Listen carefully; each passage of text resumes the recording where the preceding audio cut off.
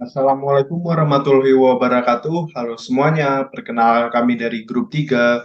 Izin mempresentasikan bisnis plan presentation kami yang mengenai bisnis yang berjudul Wooden Solution.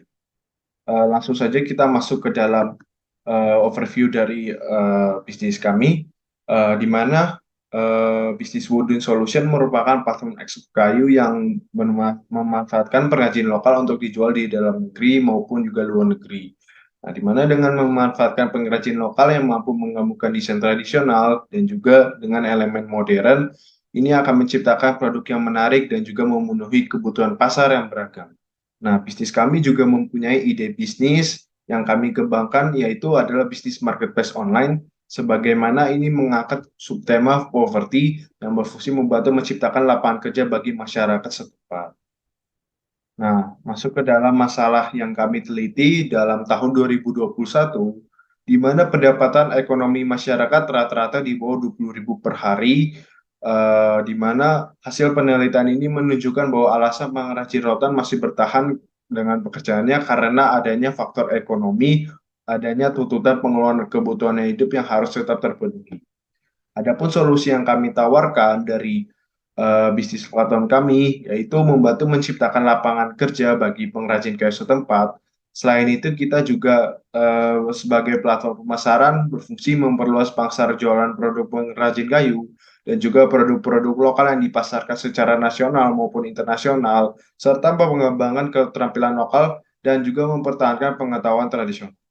Baik, mari kita mulai dengan pembahasan target market. Kita akan membahas tentang segmen geografis. Tahap pertama dari strategi kami adalah membidik pasar wilayah di Jateng. Daerah ini memiliki banyak pengrajin kayu potensial dengan potensi kerjasama jangka panjang. Pada tahap kedua, kami akan memperluas cakupan bisnis kami ke seluruh wilayah Pulau Jawa. Kami akan menjangkau penduduk di seluruh wilayah Pulau Jawa dan berkolaborasi dengan komunitas serta perkumpulan pengrajin kayu yang ada di sana. Tahap ketiga dari strategi kami adalah menargetkan seluruh wilayah Indonesia. Penduduk ini menjadi target kami. Kami ingin menyediakan solusi dan layanan kami kepada semua pengrajin kayu di negeri ini. Selanjutnya kita bahas segmen demografis. Kami akan fokus pada pengrajin kayu yang telah berpengalaman dan memiliki keahlian di bidang mebel. Terakhir, mari kita bicarakan segmen psikografis. Kami akan mengarahkan penawaran kami kepada pengrajin kayu yang memiliki minat untuk mengembangkan bisnis mereka. Kami menyediakan dukungan, pelatihan, dan pengetahuan untuk membantu pengrajin kayu dalam memperluas jaringan bisnis kami dan dalam memperluas jaringan bisnis mereka melalui Wooden Solution. Berikutnya adalah competition analysis. Untuk kompetitor dalam industri kayu ini, kami membedakan direct kompetitor dan juga indirect kompetitor. Direct kompetitor di sini ialah kompetitor pengrajin kayu yang menjual kerajinannya secara online. Di antaranya di sini ada Wooden Joy, Wayfair, dan juga Artfire. Sedangkan indirect kompetitor di sini ialah kompetitor yang menjual kerajinannya di toko retail secara langsung. Di antaranya ada Crate and Barrel, House, dan juga Home Goods. Nah, kemudian untuk competitive advantage yang kami miliki adalah kustomisasi produk yang dimana customer dapat memesan kustomisasi sesuai dengan keinginan pelanggan, seperti mulai dari pilihan ukuran, warna, ataupun pola. Selanjutnya adalah minimnya biaya operasi, fleksibilitas, dan juga aksesibilitas. Karena kami menjual produk secara online yang memudahkan customer dalam mengorder. Nah, kemudian jika kita membandingkan kompetitor dalam beberapa aspek, di sini kita mengambil Wooden Joy sebagai direct kompetitornya dan juga Crate and Barrel sebagai indirect kompetitor. Yang pertama dari aspek variasi produk. Wooden Joy di sini dari variasi produknya meliputi furnitur, peralatan rumah tangga, dan juga mainan kayu. Sedangkan Crate and Barrel meliputi furnitur, aksesoris, dan juga peralatan rumah tangga. Sedangkan Wooden Solution adalah furnitur, aksesoris, peralatan rumah tangga, dan juga produk outdoor. Kemudian dari aspek value proposition, Wooden Joy di sini memiliki value proposition fleksibel dan juga aksesibilitas. Sedangkan Crate and Barrel yaitu ada shopping experience karena mereka menjual produk secara offline. Kemudian Wooden Solution adalah fleksibel, aksesibilitas, dan juga custom request. Yang ketiga adalah aspek target market. Dari Wooden Joy sendiri adalah mereka menargetkan keluarga, sedangkan Crate and Barrel yaitu masyarakat yang memiliki lifestyle modern dan juga premium, sedangkan Wooden Solution target marketnya adalah semua kalangan. Yang keempat adalah aksesibilitas konsumen. Wooden Joy sendiri adalah secara online, Crate and Barrel tadi dijual secara retail dan juga Wooden Solution di sini menjual juga secara online. Kemudian dari ekspansi pasar dari Wooden Joy sendiri ini adalah dari Indonesia. Dia ekspansi pasarnya dalam negeri sejauh ini dan juga Crate and Barrel di sini karena merupakan produk luar negeri, dia ekspansinya sudah sampai ke luar negeri juga. Sedangkan Wooden Solution di sini kita masih menargetkan dalam negeri. Baik, untuk penetapan harga sendiri ditentukan berdasarkan kategori atau jenis produk dan juga kayu yang digunakan. Contohnya pada diagram berikut di mana satu jenis kategori atau produk memiliki harga yang sangat jauh berbeda dikarenakan penggunaan kayu. Jadi, semakin langka dan mahal kayu yang digunakan, maka harga yang dipotong juga akan semakin mahal. Oke, selanjutnya ada marketing strategi dari kelompok Wooden Solution. Itu ada yang pertama, identify and target the right audience. Lalu selanjutnya ada build a strong online presence. Dan ketiga ada showcase product variety and quality. Yang keempat ada establish strategic partnership. Yang kelima ada implement content marketing. Yang keenam ada over competitive pricing and incentive.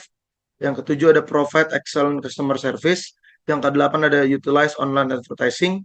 Yang kesembilan ada leverage influence marketing. Dan yang ke-10 ada encourage user generated content. Jadi Wooden Solution ini adalah aplikasi gitu yang akan dipromosikan melalui promosi digital. Jadi maka itu kita menaruh strategi build a strong online presence, yaitu membangun kehadiran secara digital yang kuat gitu. Jadi kita membuat strategi gimana caranya kita dapat kuat secara digital dan bisa mencangkup audiens dan target-targetnya. Lalu kita juga melakukan kerjasama dengan influencer marketing. Lalu juga kita akan melakukan menggunakan online advertising seperti TikTok Ads, Instagram Ads, dan Facebook Ads. Lalu kita juga akan membuat user generated content yang sangat baik melalui UI UX. Lalu yang selanjutnya itu juga kita akan memberikan excellent customer service yang dimana sangat membantu user untuk memudahkan pembelian. Oke, selanjutnya kita juga ada showcase product variety and quality. Ini merupakan bagian dalam pemasaran digital tersebut. Jadi kita akan nge-showcase juga produk variety and quality. Terus kita juga ikut ke bazar-bazar gitu kurang lebih. Next. Baik, kemudian terdapat manajemen tim dari Wooden Solution sendiri. Yang pertama ada Roni Anggian Napitupulu sebagai direktur utama bertanggung jawab dalam penentuan arah dan tujuan perusahaan. Kemudian ada Kemal Yafi sebagai direktur keuangan dan manajemen risiko bertanggung jawab dalam pengelolaan keuangan dan manajemen risiko perusahaan. Kemudian terdapat Ridwan Yusuf sebagai direktur human capital bertanggung jawab dalam menciptakan SDM yang berkualitas. Kemudian terdapat Rizky Anugrah sebagai direktur pemasaran dan operasional bertanggung jawab dalam promosi produk kepada pelanggan dan aktivitas operasional perusahaan. Kemudian terdapat Isyara Matullah sebagai direktur hubungan jaringan dan layanan bertanggung jawab dalam membangun hubungan yang dekat dan baik kepada pelanggan. Kemudian terdapat Safa Hizbullah sebagai Direktur Informasi dan Teknologi, bertanggung jawab dalam membentuk ekosistem informasi yang efektif dan efisien. Kemudian yang terakhir terdapat Komang Raditya sebagai Direktur Perencanaan Strategis, bertanggung jawab dalam mengatur rencana strategis dari perusahaan. Baik, kemudian terdapat milestone dari perusahaan kami. Pada saat ini kami sedang melaksanakan target kami pada bulan Mei 2023, yaitu memvalidasi ide, menganalisis pasar, strategi pemasaran, dan juga keuangan. Sehingga pada bulan Juni hingga Juli 2023, kami dapat membuat prototipe, menyusun SOP dan kebijakan terkait, dan juga perjanjian dengan supplier atau pengrajin. Kemudian pada bulan Agustus 2023, kami mendaftarkan PT kami, menyelesaikan segala perizinan dan juga merek dagang. Dan pada bulan September hingga Oktober 2023, perusahaan kami melakukan pendanaan oleh investor dan pembelian terhadap sarana dan prasarana perusahaan. Kemudian pada bulan November hingga Desember 2023, perusahaan kami melakukan fiksasi dan pembuatan marketplace dan semua media sosial Wooden Solution, rekrutmen staff dan supplier atau pengrajin. Sehingga pada bulan Januari 2024, perusahaan kami Wooden Solution melakukan produksi pertama dan melakukan quality control agar produk yang kami hasilkan terjaga kualitasnya. Dan juga pada bulan ini, strategi pemasaran juga sudah mulai dilakukan. Oke, mungkin untuk selanjutnya akan saya jelaskan langsung di file spreadsheet financial statement dari bisnis ini. Jadi untuk aset-aset yang akan kita beli di tahun pertama itu rinciannya adalah sebagai berikut dengan total asetnya itu mencapai 500 juta kurang lebih, dan untuk project cost-nya itu 985.640.856 rupiah. Di mana untuk financing-nya sendiri 60% itu kami menggunakan ekuitas dan 40% itu pinjaman. Untuk equity holder-nya sendiri kami menggunakan persentase sebesar 40% owner dan 60% investor. Nah, untuk revenue schedule-nya itu kami mengasumsikan bahwa penjualan itu akan meningkat sebesar 5% setiap tahunnya. Lalu untuk price per unitnya juga akan meningkat sebesar 2,5% per tahunnya, dan volume penjualan dari setiap produk yang ada di platform kami itu akan tersebar secara merata.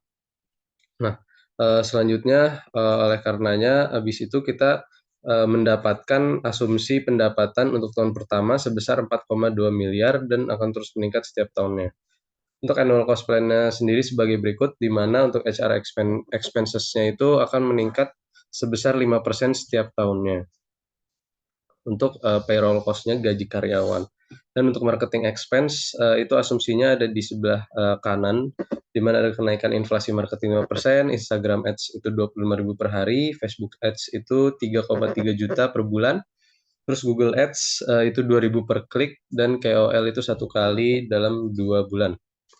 Untuk operational expenses-nya asumsinya itu setiap komponen itu naik 5% per tahun kecuali untuk maintenance website.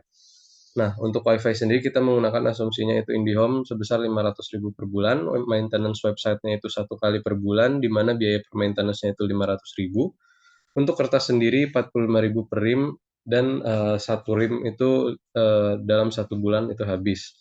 Untuk printernya 220.000 per 2 bulan, lalu biaya listrik itu 700.000 per bulan, dan biaya air 300.000 per bulan.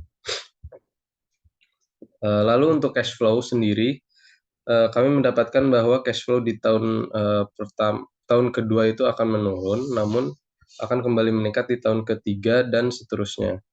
Jika dilihat dari IRR dan NPV, IRR-nya sendiri itu angkanya 6,2% di atas, di mana angka itu tuh di atas WACC sebesar 5,55%, dan NPV-nya sendiri itu positif, dan profitability index juga di atas angka 1, di mana hal ini menunjukkan bahwa bisnis yang kita bangun ini merupakan investasi yang baik ke depannya dan akan menghasilkan keuntungan bagi teman-teman semua yang ingin berinvestasi pada bisnis ini.